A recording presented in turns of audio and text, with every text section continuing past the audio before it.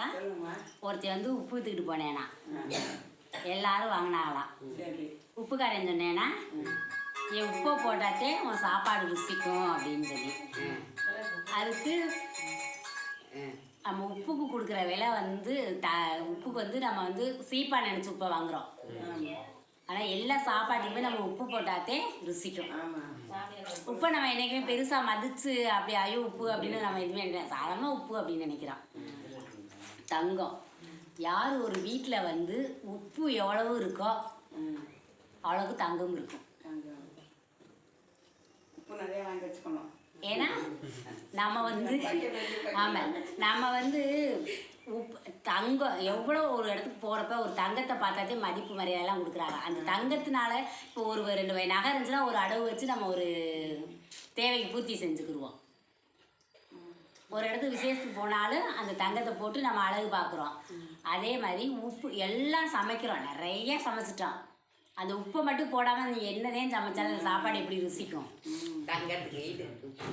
உப்புன்றதை நம்ம சால்ட்டாக உப்பு அப்படின்னு வந்து அதை வந்து ஒரு பெருசாக சொல்லலாம். ஆனால் அந்த எவ்வளவு அந்த மனையில் வீட்டில் வந்து உப்பு இருக்கோ அந்தளவுக்கு தங்கமும் இருக்கணும்.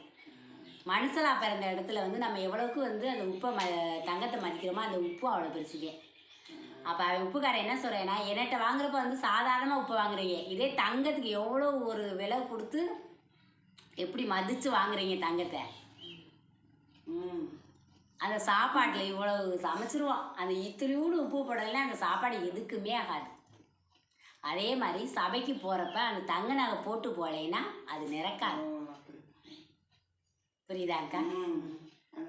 அவ்வளவு சாப்பாடு செய்கிறோம், உப்புலைன்னா சாப்பிட முடியாது. நீங்கள் எங்கே ஒரு விசேஷத்துக்கு போகிறப்ப நகை இல்லாமல் போனீங்கன்னா அந்த இடத்துல வந்து மதிப்பில்லை.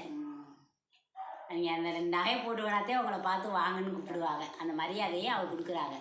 அந்த உப்புக்கு எவ்வளவு மரியாதையோ அந்த தங்கத்துக்கு அந்த மரியாதை. அப்போ ஒரு மனையில் வந்து வீட்டில் வந்து அந்த உப்பும் தங்கமும் இருக்கணும். மனுஷனாக பிறந்துக்கிட்ட நம்ம ஆத்தா நத்து மரியாதை எல்லோரும் வேண்டிக்கங்க சரியா? எங்கள் வீட்டில் எப்போவுமே உப்பு எப்படி இருக்கோ நிறைஞ்சு அதே மாதிரி தங்கமும் எங்கள் மனையில் நிறைஞ்சிருக்கணும். நம்ம உப்பு இல்லாமல் இருக்கவே மாட்டோம். எங்கே உப்பு இல்லாமல் இருங்கப்பா? ஏனே உப்பு இல்லாமல் எங்கே இருங்க? உப்பு இல்லாமல் நம்ம வீட்டில் இருக்கிறோம்மா? என்றைக்குமே நம்ம உப்பு இல்லாமல் இருந்ததே இல்லை.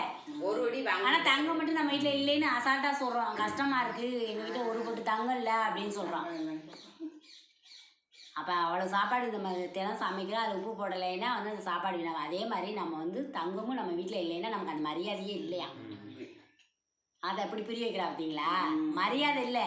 அந்த உப்பு எப்படி அந்த சாப்பாடுக்கு இல்லைன்னா அந்த உப்பு சாப்பாடுக்கு மரியாதை இல்லாமல் போயிடும். அதே மாதிரி நகை இல்லைன்னா வந்து அந்த மரியாதை இல்லாமல் போயிடுமா? அதனால் ஆத்தாக்கிட்ட வந்து என்ன வேண்டிக்கிறீங்கன்னா, எங்கள் வீட்டில் வந்து நாங்கள் மனுஷனாக பிறந்துட்டு இருந்தாயி அள்ளி கொடுக்க வேணாம், கிள்ளியாச்சு ஏதோ நமக்கு ஒரு கழுத்தில் போட ஒரு சங்கிலி, ஒரு காதில் போட ஒரு தங்கத்தோடு, ஏதோ நம்ம வீட்டில் ஒரு தங்கம்னு இருக்கணும். அதுவே சபைக்கு நிறைக்கும். எப்படி அந்த உப்பை போட்டு நம்ம சமைச்சு இதுவாக சாப்பாடு செய்வோம். அப்போ சொல்லுவோம் சமையல்காரர்கிட்ட, இதில் உப்பு பத்தாமல் போச்சு, கொஞ்சம் உப்பு போடுங்க அப்போ தான் நல்லா இருக்குன்னு சொல்கிறோம்ல. அதே மாதிரி ஆத்தாட்ட எல்லோரும் வேண்டிக்கோங்க, எல்லார் வீட்லேயும் உப்பு எப்படி நிறைஞ்சிருக்கோ அதே மாதிரி தங்கமும் நிறைஞ்சிருக்குன்னு அம்மாட்ட கேளுங்க, ஆத்தா மாரியாத்தாட்ட கேளுங்க சரியா? எல்லாருக்கும் அந்த செல்வத்தையும் செல்வாக்கையும் அந்த தாய் நத்தது மாதிரி எல்லாரும் நம்ம எல்லாரும் கொடுக்கட்டும் சரியா?